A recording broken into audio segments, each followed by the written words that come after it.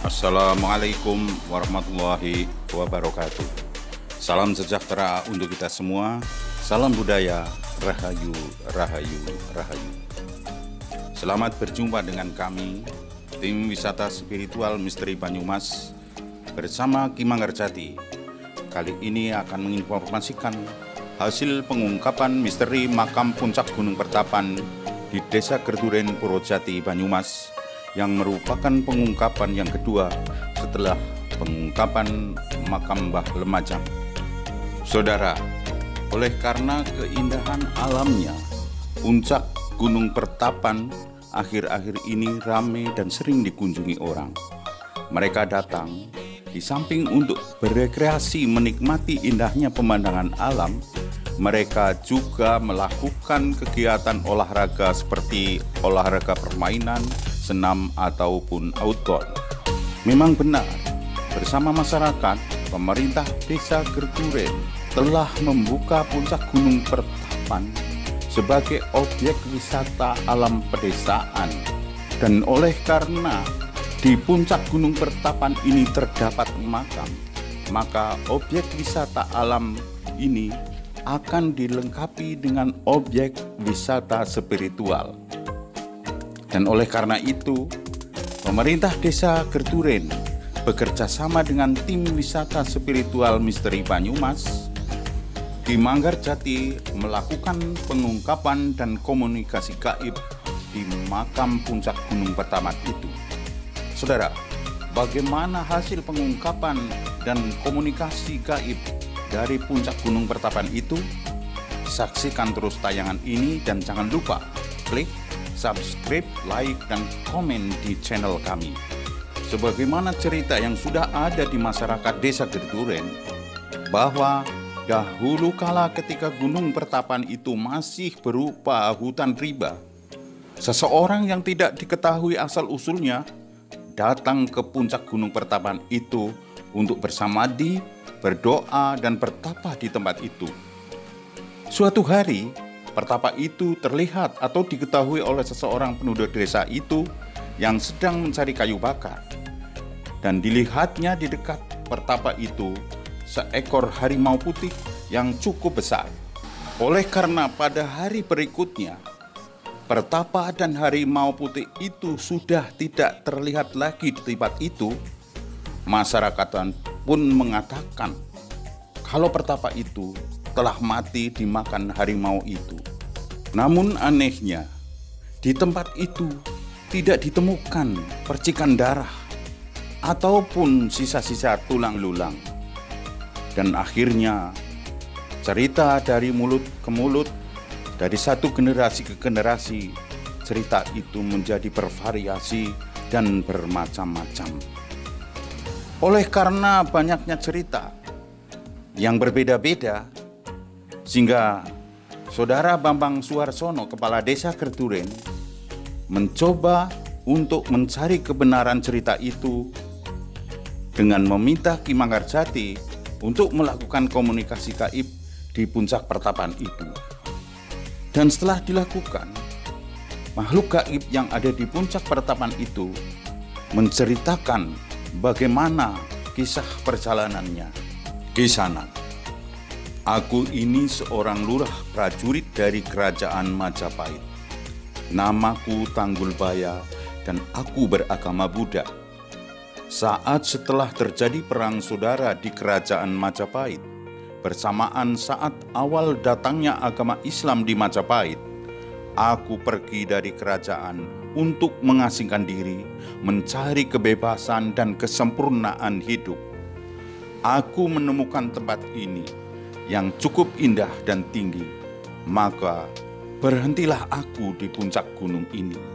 Menurut Ki Manggarjati, dia adalah seorang resi yang pergi dari Majapahit dengan berkendaraan harimau putih, yaitu suatu benda gaib berupa kantong macan. Dia terbang secepat kilat hingga sampai di puncak gunung ini yang sekarang dinamakan Puncak Pertapan.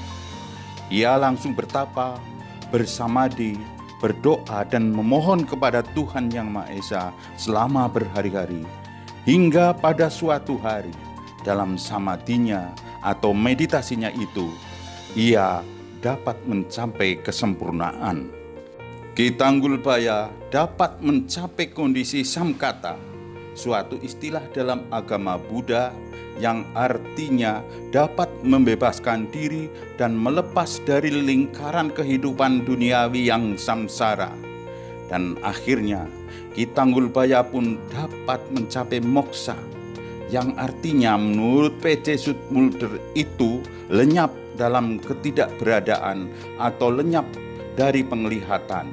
Jiwa raganya menghilang, naik menuju nirwana atau sorga. Dalam komunikasi gaib, Ki Tanggulbaya pun berkata, "Ki Sanak, puncak gunung ini cukup baik untuk berdoa. Aku bisa moksa di tempat ini. Oleh karena itu, agar hajatmu dapat dikabulkan oleh Tuhan, berdoalah di puncak gunung ini. Dan jangan lupa, bersedekahlah dengan menyantuni sedikitnya pada 3 anak yatim. Dan sebagai lambang kemakmuran, ajaklah mereka makan nasi kuning bersama. Ketahuilah Ki Sanak, tanah di sekitar tempatku berdoa dan moksa ini memiliki daya dan kekuatan untuk mengusir atau menangkal hal-hal yang negatif yang datangnya dari luar." Kemudian Ki Tanggulbaya pun mengingatkan, "Bila suatu saat nanti kalian akan membangun tempat ini sebagai petilasan, aku minta agar bahan bangunannya seperti kayu, bambu, dan batu sebaiknya semuanya dari alam. Bangunannya jangan sampai penuh, cukup setengah saja atau gedong sepotong. Lantai maupun temboknya harus berasal dari batu alam. Untuk bangunan lain, misalnya akan dibangun musola atau bangunan lainnya, silahkan. Bahan bangunannya bisa bebas." Saudara, sekarang tentang harimau putih. Harimau putih yang ada di puncak pertapan itu bukanlah harimau yang sesungguhnya. Harimau putih itu adalah makhluk gaib yang digunakan sebagai kendaraan Ki Tanggulbaya, dan oleh orang-orang, benda gaib atau makhluk gaib itu dinamakan kantong macan. Tak tahu alasannya kenapa Ki Tanggulbaya jauh-jauh dari Majapahit, ia memilih puncak gunung pertapan ini sebagai tempat untuk bersamadhi, berdoa, dan mengakhiri hidupnya dengan cara moksa.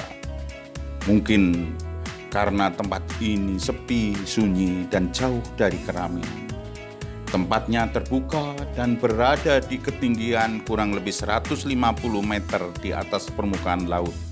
Mungkin kalau disamakan dengan Candi Borobudur, puncak pertapan ini sama dengan Arupadatu atau stupanya Candi Borobudur.